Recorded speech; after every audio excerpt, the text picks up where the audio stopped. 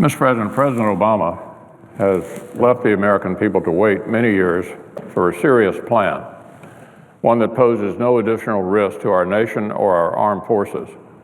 For instance, in pursuit of his desire to close the secure detention facility down at Guantanamo Bay.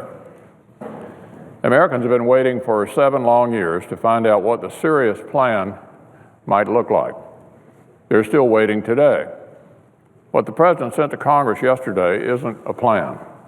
It's more of a research project, if anything.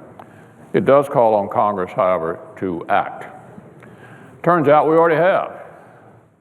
Congress has repeatedly, over and over again, voted to enact clear bipartisan prohibitions on the very thing the President is again calling for, and that is the transfer of Guantanamo Bay terrorists into our local communities. We've enacted bipartisan prohibitions in Congress with split party control.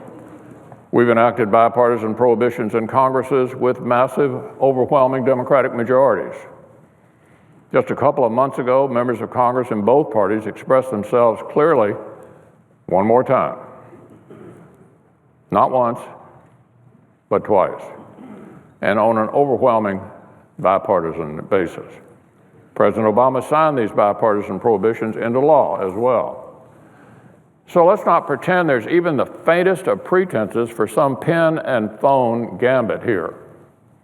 Congress has acted clearly, repeatedly, and on a bipartisan basis. The President now has a duty to follow the laws he himself signed. It shouldn't be that hard when you consider his admonition yesterday about upholding the highest standards of the rule of law. As Americans, he said, we pride ourselves on being a beacon to other nations, a model of the rule of law, the President said. Now that's interesting in light of a recent GAO ruling that the administration's detainee swap of Taliban prisoners for Bo Bergdahl violated the law. It's especially interesting in light of the President's continuing refusal to rule out breaking the law if he doesn't get his way on Guantanamo. President Obama's own Attorney General says he can't unilaterally do that. It's clear. President Obama's own Defense Secretary says he cannot unilaterally do that. President Obama's own military officer says he can't unilaterally do that. In the words of one of our Democratic colleagues, he's going to have to comply with the legal restrictions. Simple as that. He's going to have to comply with the legal restrictions. Breaking the law as a way to supposedly uphold the rule of law is just as absurd as it sounds. It's time the President finally ruled that option out categorically. And then he should finally move on from a years-old campaign promise and focus on the real problems that need solving today.